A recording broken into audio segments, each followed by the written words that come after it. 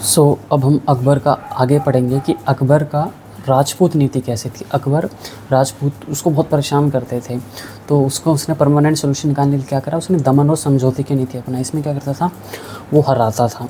देखिए, राजस्थान की राजाओं की कमी थी, राजस्थान एक स्टेट ही है, उसमें आपस में बटे रहते थे। वो राजस्थान के राजा, तो उनको हराता था। पहले उनको कोई कमज़ोरी ढूंढता था, जैसे कोई सीज़न में वो कमी पड़ जाते हैं, मतलब सीज़न उनका साथ नहीं देता, कोई फैमिली मेम्बर, कोई दुश्मन उनको ढूंढते थे, उसको हरा देता था। लेकिन अकबर यहाँ करता था, उनको देता था उनके बाद फुल इज्जत।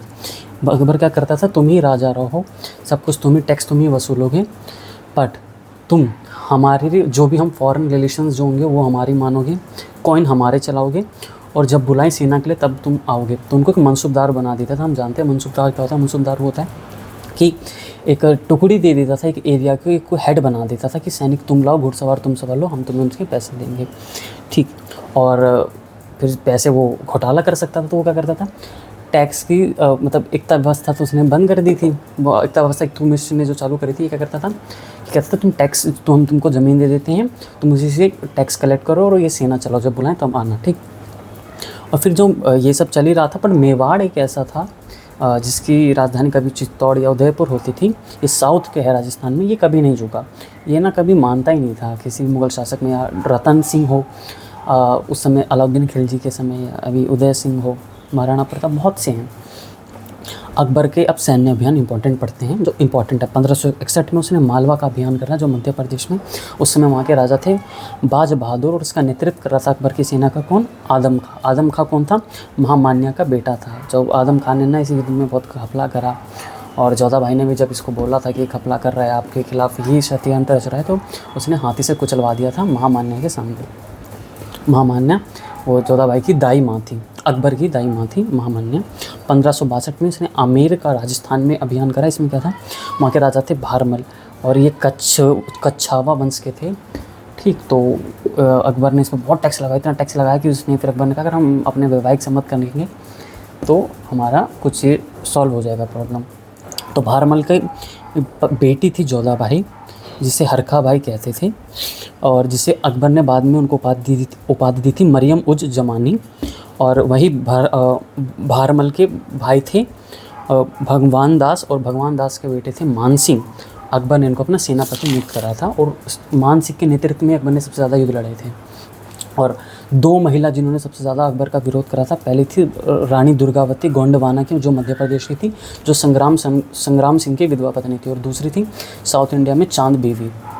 तो मेवाड़ ने, हम जानते हैं, हमेशा विरोध करा। तो अकबर ने ना 2 बार हमला करा, 1567 में और 1576 में। 1567 में कैपिटल थी चित्तौड़ मेवाड़ की, और उदय सिंह उस समय के राजा थे, और अकबर हार गया। तो अकबर ने बीच युद्ध में कहा कि एक ट्रिक बनाई कि मुझे आगरा का शासन संभालना, और वो भाग गया, ठीक, चला गया, और ये कह के। बट 1576 में जब एक नेचुरली जब उनकी मृत्यु हो गई उदय सिंह की, जब 1576 में वापस वो आए, उस समय वहाँ के किंग थे राणा प्रताप, जिसे महाराणा प्रताप कहते हैं। तो युद्ध हल्दी घाटी के क्षेत्र में लड़ा गया। हल्दी घाटी से लेकर जो पहाड़ थे आसपास वो पीले रंग के थे, इसलिए उस जगह का नाम हल्दी घाटी पड़ता है। तो 99% ना महाराणा प्रताप उस समय भी जीत गए थे। और एक ये इंटरेस्टिंग बात ये है कि जो राणा प्रताप के सेनापति थे वो थे हकीम खान, और अकबर के सेनापति थे वो मान सिंह। देख रहे हैं धर्म का क्या कॉम्बिनेशन है। तो हार गए, जीत गए थे। और राणा प्रताप के जो फेमस हैं घोड़े चेतक, वो भी इसी में थे, मतलब बहुत अच्छे से। तो हकीम खान जब ये जीत ही गए थे, तभी मान सिंह बहुत होशियार निकला। उसने क्या करा कि राजा एक हाथी को सजवाया जैसा अकबर बैठता था, और अकबर का कॉपी उसमें अकबर का जैसे दिखते आज बिठा दिया, और बीच युद्ध में कहा कि अकबर आ गए। सेना का मनोबल बढ़ गया, और एक कुछ ही घंटों में पूरा चेंज हो गया। ये इससे मनोबल बढ़ाया ना सेना का, और इसी तरह वो बहुत पीछे हो गए। फिर हकीम खान ने उसको महाराणा प्रताप को एडवाइस दी कि जैसे अकबर भाग गया था आगरा का, आप भी चले जाइए। एडवाइस दी कि आप जंगल में जाइए, फिर आप सेना इकट्ठा करना, यहाँ का मैं संभालता हूँ। तो और महाराणा प्रताप चले गए, और फिर सेना इकट्ठी करी जंगल में। फिर उसके बाद का भी हम आगे देखेंगे क्या हुआ। और बहुत लोग कहते हैं भाग गए। तो फिर अकबर ने उस समय क्या करा था। आज के लिए इतना ही। जय हिंद।